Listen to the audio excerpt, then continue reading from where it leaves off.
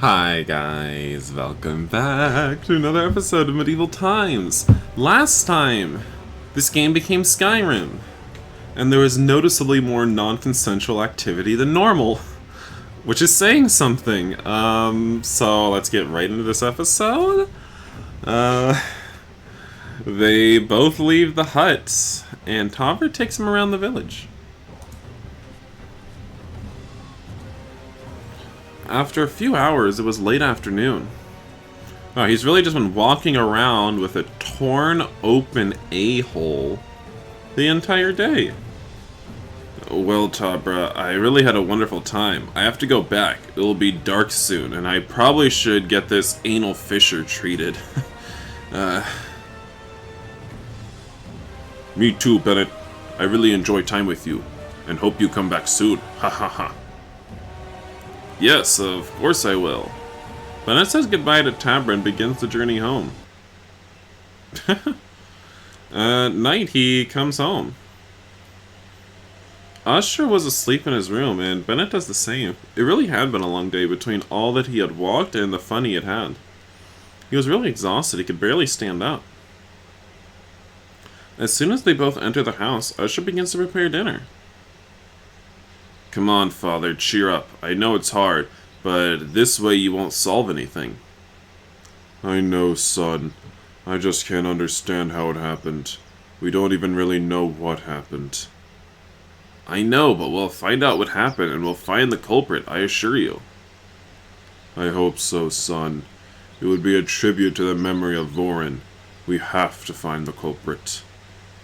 Usher begins to relate anecdotes about Vorin and himself while he finishes preparing dinner. A short time later during dinner... Tell me, how did you do in the Amox town? How did you do? Was it a job interview, Dad? I wish that's all it was. It's obvious that Bennett has not told him everything that happened in detail, obviously. Fine, it was really amazing. Come on, tell me something else. What can I say? Tabra welcomed me with open arms, and he opened up my wait. I am sure you made a very good impression. Not many humans come into their camps. Amok told me the same thing. The truth is that Tabra was very kind. He showed me around the camp until he got me drunk and then made sweet love to... Wait a second. Bennett continued to describe to Usher everything he had seen at the camp for quite some time. What are you going to do tomorrow? What are your plans? I don't know yet, Father. I think I'm going to go look for that boy I found at the entrance to the village yesterday. Wasn't he in the tavern with Marion? Yes, but Marion told me that as soon as he finished eating, he just left. How odd. Yeah, I'll see you tomorrow. Wait, no. Yeah, I'll see tomorrow if I can find him in town or find out if anyone else saw him wandering around. Didn't we pay for his room? Why is he just wandering around? And what will you do? Not much. I'll finish some orders and deliver them in the afternoon. Do you need help?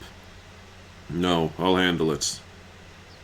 Great. Well, Father, I'm going to bed. It's been a long day. Okay, son. Have a good rest. I'll go to bed too. I'm really tired. I thought we just woke up. Maybe I got confused, but I could have sworn we just woke up. Several hours after going to bed, Bennett is sleeping peacefully in his room.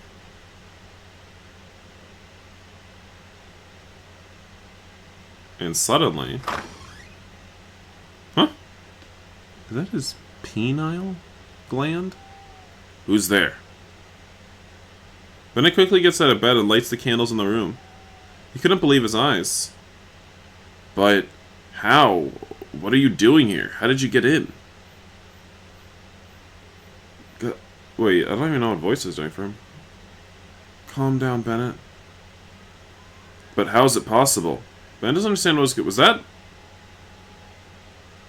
Well, Bennett doesn't understand what's going on. How is it possible for this guy to so easily enter his room in the middle of the night? First things first, my name is Cedric. How did you get in? Explain what's going on here. Sit down. I'll explain everything, but calm down, please. Bennett sits on the edge of the bed. He's still disturbed and not convinced by Cedric's presence in his room. As I said before, I'm Cedric. First of all, thanks for helping me the other day. You were the only one who stopped to help me. I was sitting by the door for hours and no one was able to ask me if I was okay. You were the only one. Bennett begins to calm down when he realizes that the guy isn't a threat. I'll never forget that gesture. You're one of a kind. Wait, I still don't understand anything. Did you come just to say thank you? Is he some kind of like genie? Can you give us 3 wishes now? If you can let me finish, I can explain it to you. Haha.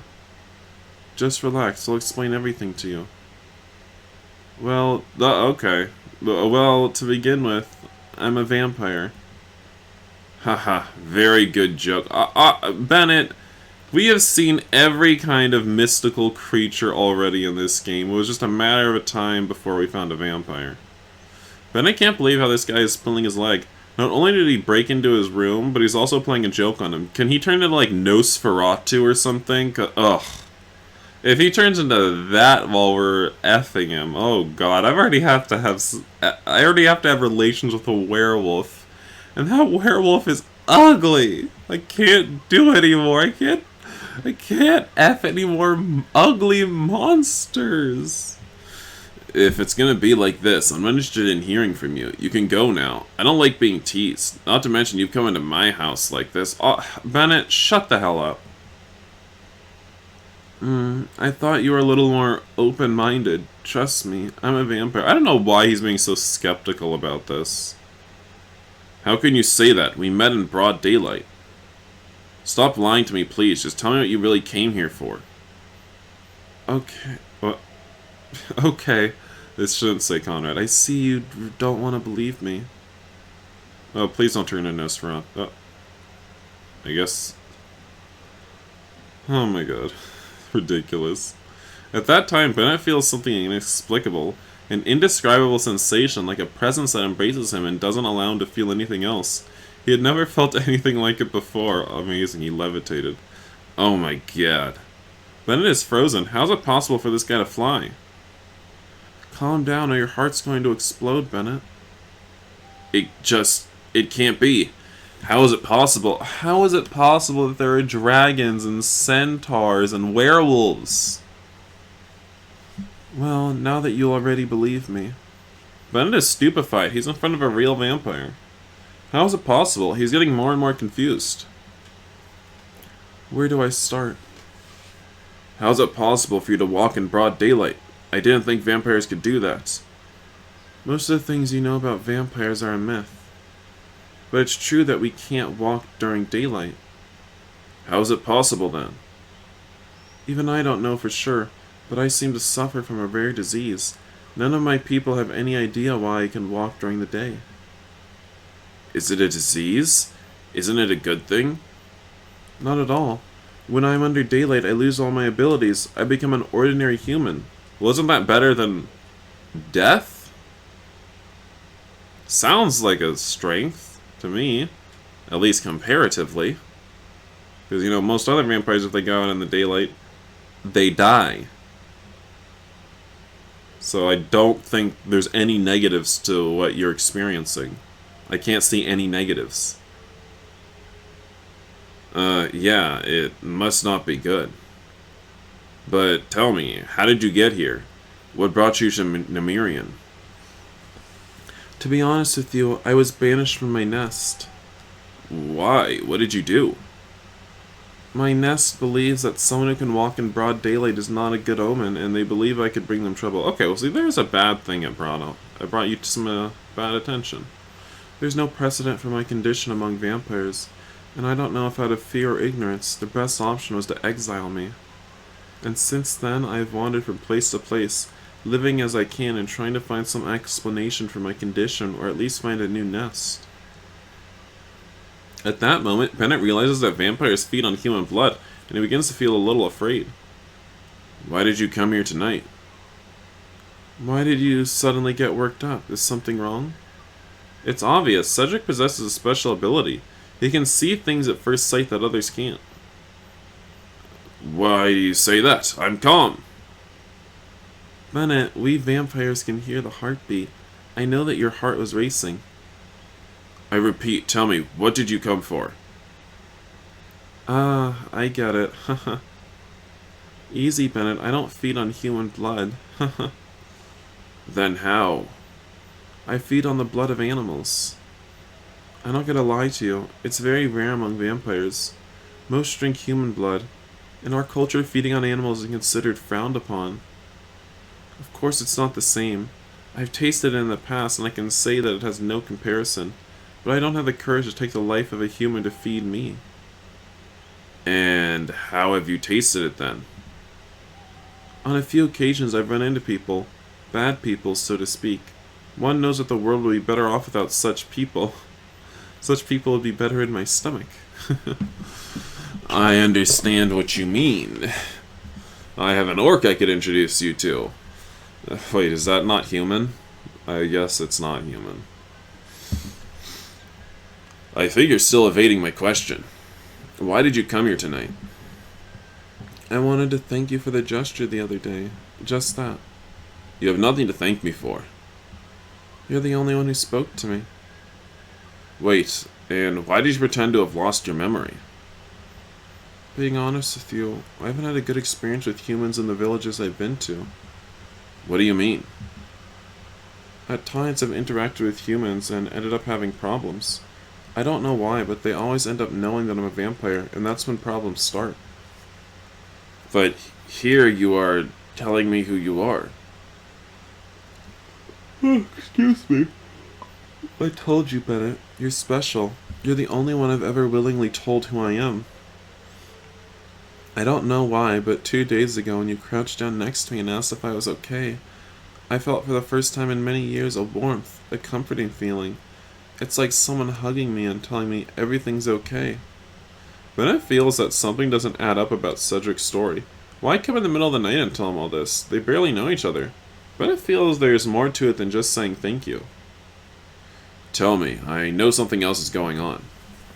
Trust me, it's just that. I thank you very much. I really wanted to meet you. No one has ever given me that sense of peace and calmness from speaking. I say it again, you're one of a kind, Bennett. Bennett isn't very convinced, but Cedric seems to be sincere. Thank you, Cedric, but I already told you. You have nothing to be thankful for. I think so. What do you mean? Haha, I think you already know. I think I understand what you mean. What? What's going on? Ah! What else would be going on? The next morning. Usher's already at work in the forge. So Bennett has a quick breakfast and begins his day. This place has never been so well lit. Good morning, Father. How are you? Hi, Bennett. Fine. Just finishing the first order of the day. And what are you going to do today? By the way, last night I heard you in your room, having some relations with another boy. I hope you don't mind that I pleasured myself to it. Father? I'm going to see Jeffrey. I'm going to see Amok. I don't know. I'll see Jeffrey, guys. I don't know. I'm going to see Jeffrey in Dragon Valley. I haven't heard from him in days. Weren't you going to look for that boy? But I didn't want to tell him what happened last night with Cedric. He wanted to get to know him a little better. No, but I have a feeling that I'll see him again someday. You just don't want to admit that you're a hoe to your dad. Okay, I'll see you later. Take care. That moment when you probably have to sit down your dad and tell him he needs to get tested for STDs after you guys slept together. Oh, Lord. Yes, I will. I'll see you later. Take care, too.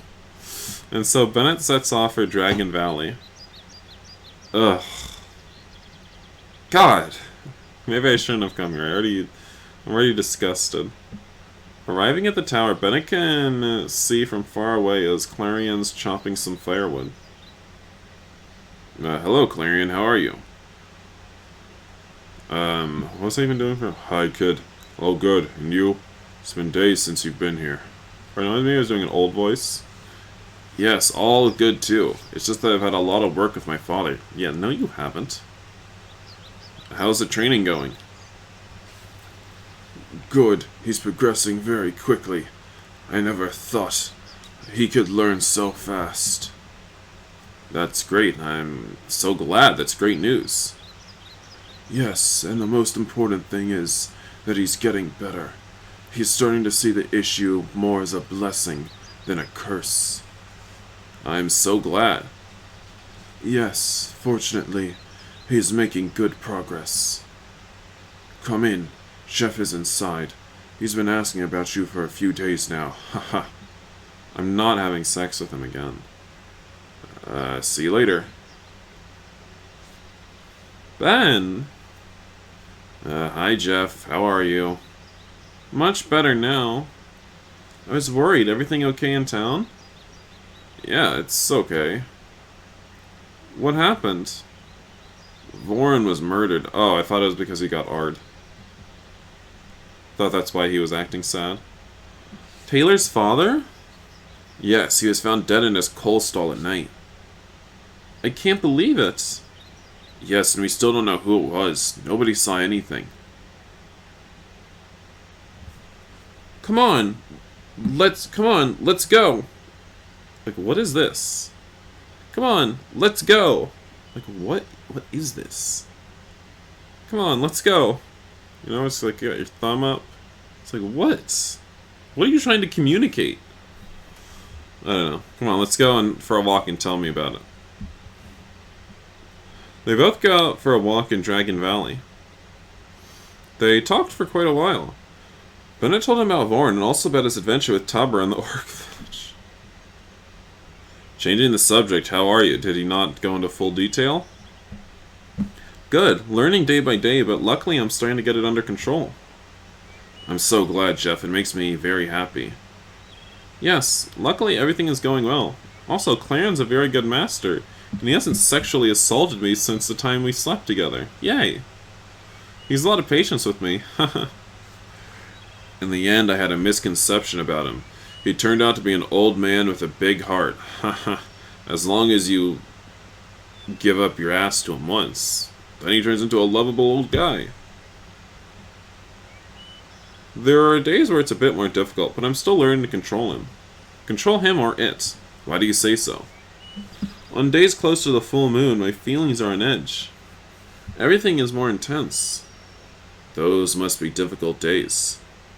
Sometimes a simple stupidity drives me crazy and drives me out of my mind. But I'm learning, and Claren has all the patience for me. Sometimes he even treats me like I'm a cub.